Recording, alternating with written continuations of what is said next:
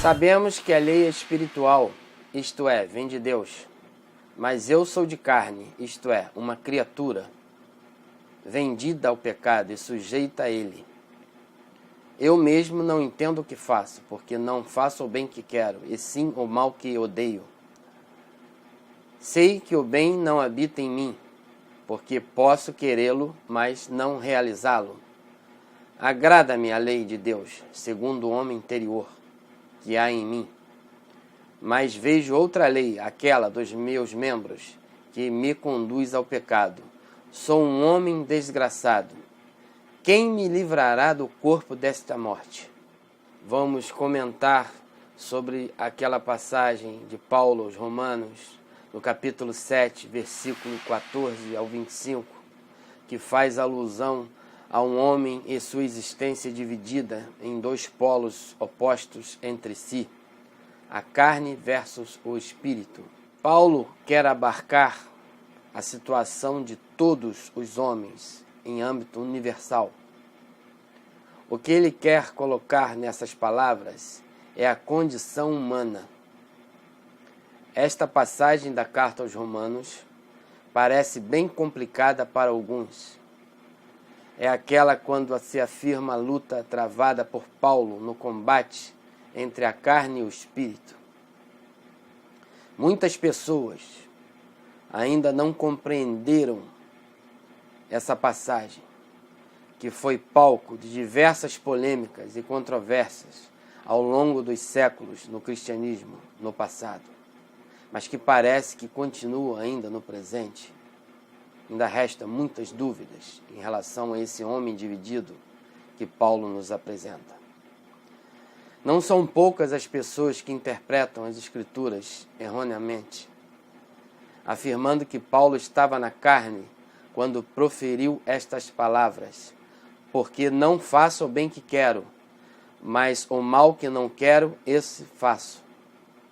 Para estas pessoas, é normal estarmos na carne, pois não é possível uma vida sem o realizar das obras carnais, e vivemos caindo de um lado para o outro constantemente. Paulo exemplificava alguém que estava sob o controle do pecado, precisando de ajuda e libertação por parte da graça de Deus. Ao dizer, eu sou carnal, confirma Romanos 7,14.19, o apóstolo não poderia estar falando de si mesmo, mas que falava em lugar dos carnais. Mas que fique bem claro, Paulo não estava na carne ao escrever essas palavras. Ora, se eu faço o que não quero, já não o faço eu, mas o pecado que habita em mim. E prossegue o discurso para o libertador, o nosso Salvador e Senhor Jesus Cristo, dizendo, miserável homem que eu sou, quem me livrará do corpo desta morte? E desenvolve o restante do discurso no início do capítulo 8 da referida epístola, para termos uma reta compreensão dos fatos. Se não entendermos desse jeito, desse modo, fica muito difícil uma interpretação eficaz da teologia paulina sobre a carne e o espírito, podendo afirmar, como muitos o fazem, que é normal um crente ser dominado pelos desejos carnais e cair nessa prática. Para essas pessoas, Paulo também vivia dessa forma. Ao se referir, primeiramente, que a lei é espiritual, está querendo afirmar com isso que a lei está em um plano sobrenatural e que o homem se encontra em um plano natural, vendido ao pecado, na condição de criatura, que acarreta simplesmente o não cumprimento dessa lei. Assim, agora, com o auxílio da graça do Espírito, podemos cumprir os preceitos e mandamentos do Senhor. E agora podemos entender melhor o que Jesus queria dizer daquela passagem no Evangelho de João, que diz, porque sem mim nada podeis fazer. João 15, versículo 5. O homem em Cristo vive uma vida vitoriosa diante do pecado, não deixando mais espaço para a concupiscência reinar em nosso corpo mortal. Embora ainda persistam os desejos da carne, provenientes da mortalidade do corpo, esses desejos não têm o poder de nos escravizar novamente. Portanto, agora, na vida da graça, cumpramos o que queremos pelo Espírito, ainda que não o possamos pela carne.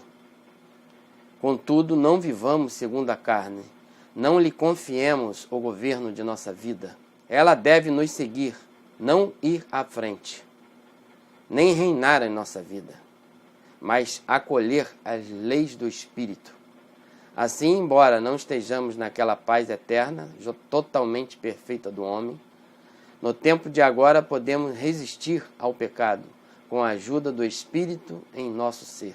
Essa passagem da carta aos Romanos, capítulo 7, de 14 a 25, está aludindo, está mostrando um homem dividido, mas um Paulo antes da graça, antes de se converter, antes da justificação pela fé. Uma pessoa que está sendo dominada e controlada pelo pecado. Uma pessoa que está precisando de ajuda por parte da graça de Deus, de ser libertada da escravidão, do vício, do pecado. É uma pessoa enferma, um ser humano que está totalmente dividido entre o antes e o agora. Paulo não está falando, dizendo de si mesmo, mas está representando, está significando uma pessoa. Ele se coloca no lugar dos carnais.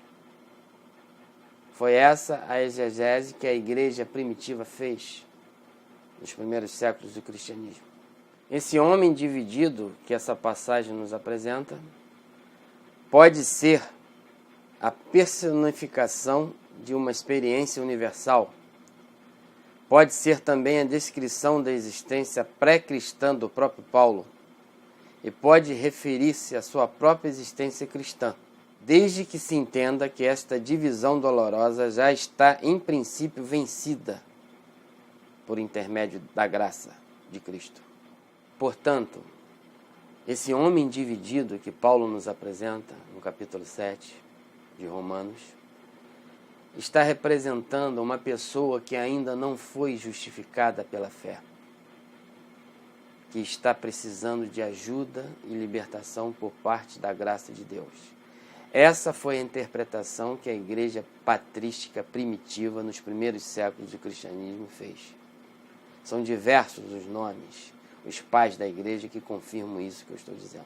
É importantíssimo termos essa visão de que Paulo está no lugar dos carnais, aludindo a uma pessoa que ainda não está convertida, que não foi liberta pelo Espírito Santo, pela graça de Deus. Porque se você faz uma interpretação afirmando que é uma pessoa que já é cristã e que vive nesse dualismo, nessa divisão dolorosa, de uma pessoa que num dia está vivendo na carne, outro dia vivendo no Espírito, porque ela foi criada desse jeito e não tem como solucionar esse problema, você vai estar indo contra toda uma interpretação que a igreja fez nos primeiros séculos do cristianismo. Isso é muito importante para podermos entender as parábolas de Jesus, para entendermos os evangelhos, o Novo Testamento de um modo geral, porque essa passagem é muito importante. E eu deixo aqui nesse vídeo a interpretação correta. É lógico que a pessoa, quando se converte, ela continua com os desejos fortes, a concupiscência, mas ela, com a ação do Espírito, ela mortifica essa força. Ela tem a condição de mortificar esse poder, essa lei do pecado e da morte, e viver em novidade de vida, sendo uma nova criatura em Cristo Jesus, com esse auxílio, com esse poder do Espírito Santo de Jesus. E não foi essa a proposta de Cristo. A mensagem de Cristo é para que você seja livre, liberto, porque aquele que acredita em Cristo e tem a fé em Cristo, verdadeiramente ele é livre. Essa é a luta do cristão. Aí vamos entender outras passagens. Ser fiel até a morte, dar-te-ei a coroa da vida. É com a graça de Deus que você vai ser fiel. É com a graça de Deus que você vai lutar com esse desejo forte, esses desejos, essa concupiscência que te inclina para o mal, que te inclina para o bem. Em outros vídeos eu vou estar colocando falando mais sobre a temática da concupiscência, o que ocorreu no decorrer da história através da interpretação sobre a concupiscência da carne. Mas que fique bem claro, Paulo não está aludindo uma pessoa já convertida, e sim uma pessoa que estava precisando de ajuda e libertação por parte da graça de Deus, ao dizer, eu sou carnal.